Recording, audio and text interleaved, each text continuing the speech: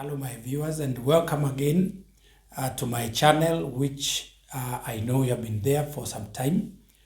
But also, if it's your first time, may I take this opportunity to really welcome you to this channel. It's a channel where I decided to start purposely for educating one another, and particularly because of issues that we face as communities, as societies, and particularly from the point of view of masculinities. Masculinities, as I've said earlier on, they have to do with the manhood, they have to do with the man himself, his behavior, and in particular, how the society expects a man to behave.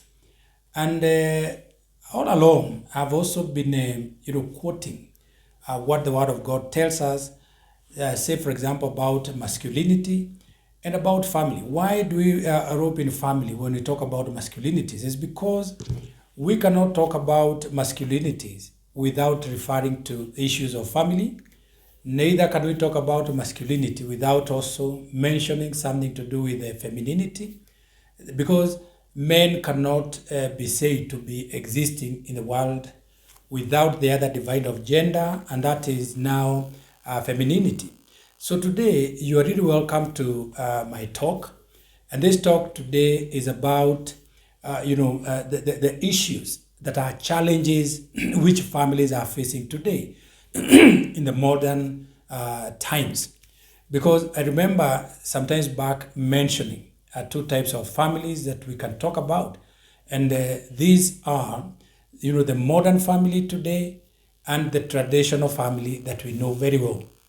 So the modern family is actually being faced with many challenges, and most of these challenges, because I'm going to mention only a few, like 5, most of them are actually leading to the life in the family becoming so difficult. And may I start by saying this modern family, and which is faced by the modern challenges that I'm going to mention, they are making the family to have a life whereby, it's like men and women in the family are living under the same roof, but they're not the same. They're just staying. Most of them are just staying there. And I want to read a portion of the scripture which is going to guide this talk today from the book of Revelation, chapter number 3, and verse 1 to verse 2. And the Bible records, "To the angel of the church in Sardis, write, these are the words of him who holds the 7 spirits of God and the 7 stars. I know your deeds. You have a reputation of being alive, but you are dead. Wake up, strengthen what remains and is about to die. For I have found your deeds unfinished in the sight of my God."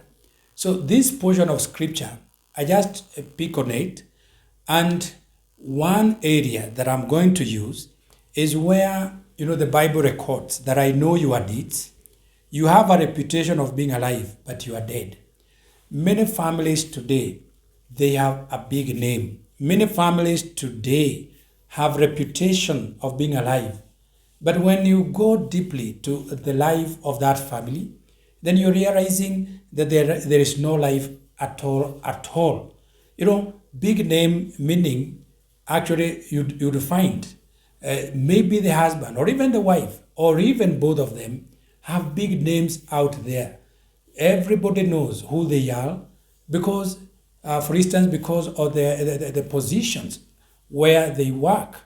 Not only position, but also finances. They are well up. They are wealthy. That's a name. Even, they have education. That's a big name. They have, big houses. That's a big name. They have big vehicles. That is a big name. But no sooner you enter into their life, then you realize there is no life at all there. They enter into the building, actually, and under the same roof, but they are no longer together. So, many people out there, they may say, this is the father to so-and-so, this is the mother to so-and-so, or this is the wife to so-and-so, or this is the husband to so-and-so. That's a big name, but the problem is the challenges they are facing, in fact, Probably they are feeling like, I want to leave this marriage. Probably they are feeling like, I don't want to continue in this relationship. That's big, having a big name. That is having reputation. But actually, the big name does not actually remove the fact that the family life there is no longer actually something to emulate. It's actually something that can be said to be dead. It's like saying what normally some people are saying today: love went through the door, but actually it had left through the window, and therefore they are still there, living like a husband and wife, but they are no longer together. What are the challenges that we are facing today in the modern family? One of the challenges that we are facing today in the modern family is gender-based violence. Gender-based violence, and when you talk about gender-based violence, we're using the word gender because we are referring to also, men and women. We are not just talking about women alone. We're not talking about men alone. And gender-based violence has been there for a long time. It has been there for a long time. It has, rocked many modern families, and it's not just the fighting itself physically, but also emotional fight. It could be psychological fights that are happening in the family today. So gender-based violence has been said that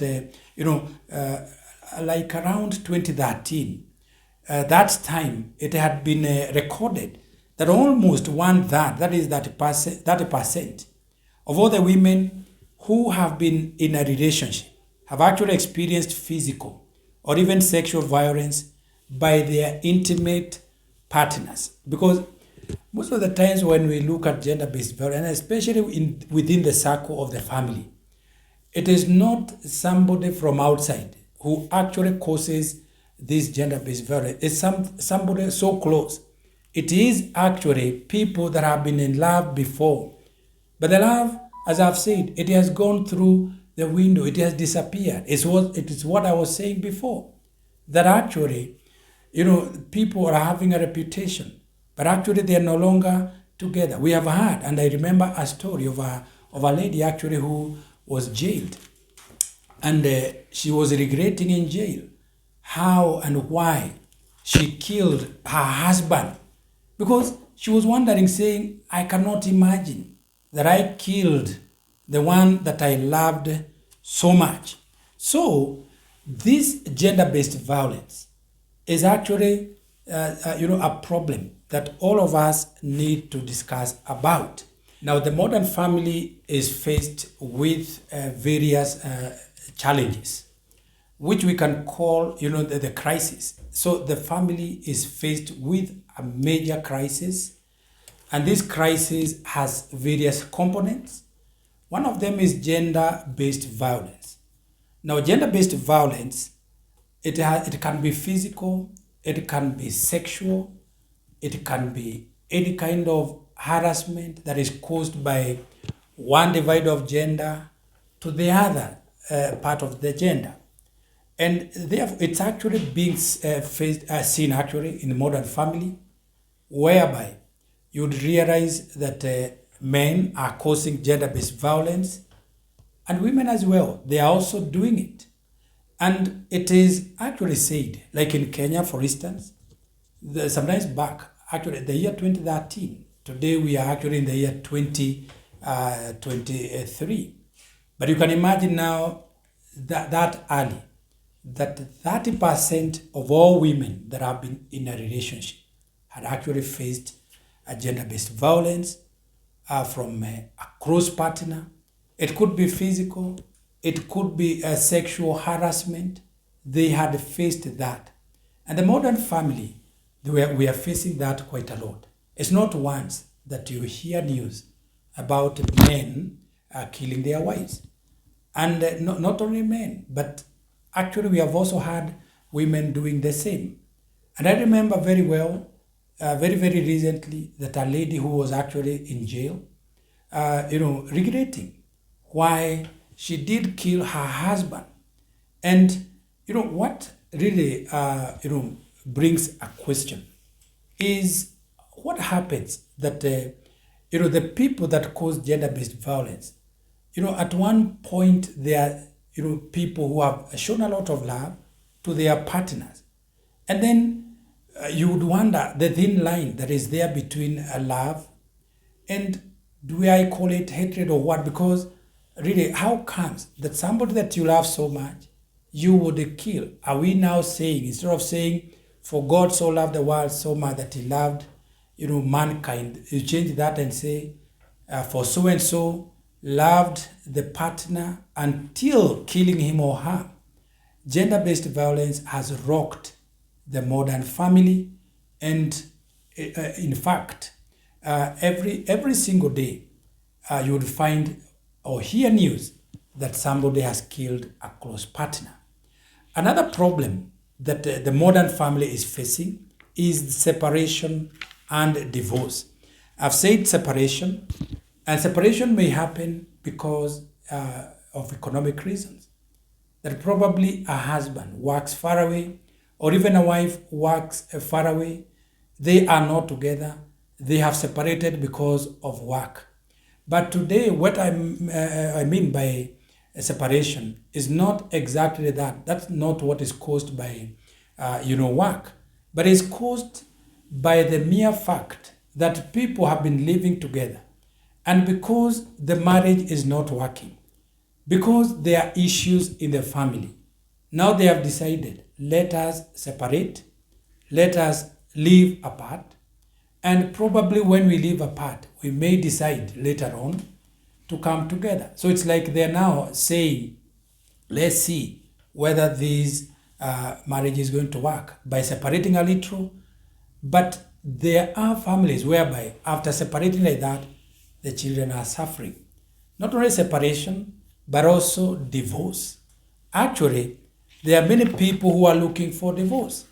And it has been mentioned, and people have thought it's a joke, that after a big wedding, after people have enjoyed celebrating the union between a husband and wife, after a short while you hear that people have separated or they have divorced. And the reasons why people divorce, when you look at them, sometimes they are very minute, but they count a lot. I don't know whether you have heard about people divorcing and separating because of a very small thing that happened in their lives. Like, for instance, I remember a story that was said, whether it is true or not, it's a story with some truth. That a husband came back home one evening, and after coming back home, and the food had been prepared, so the husband started complaining that the food was salty. And the wife, responded in a good way, thinking it was just a joke. And she said, the husband said, this food is salty. And the lady said, this food is not salty. And the husband continued, said, I'm telling you that this food is salty. And the lady responded, I'm telling you also, this food is not salty. Later on, actually, the husband, got angry and beat up the wife. And they divorced. Just imagine, it's a small thing about salt or any other thing like that. But you realize divorce is actually on the rise. Maybe I've just used an example that you may say this is just a simple thing. But I want to tell you, many marriages are having this problem of divorce, and people are seeking to divorce. Another problem that has faced the modern family is alcoholism, drugs, and substance abuse. And you are going to realize that it's not only men who are abusing alcohol, it's not only men that are abusing drugs and other substances, but also we have found that even ladies are actually getting involved in the misuse of, or rather in the abuse of the drugs and substances, and even alcoholism. And you would realize that According to the United Nations, a report sometimes back, okay, it showed about the young people, who are abusing drugs. But it said, the report said that young people and the older people are abusing drugs and substances, but it's more prevalent with, the young people. This report actually, by the United Nations, showed that here in Kenya, where we are, older people report a higher use of established substances such as, cat in different forms, that is miraa, and mugoka, and also cannabis, that is the bang. While drugs that have become available in Africa more recently, such as cocaine and heroin, are reported to be used more frequently among those people that are aged between 18 to 24 years of age. Now, I want to say that after abusing these drugs, after abusing, or rather after alcoholism, what results is actually now the gender-based violence that we are talking about.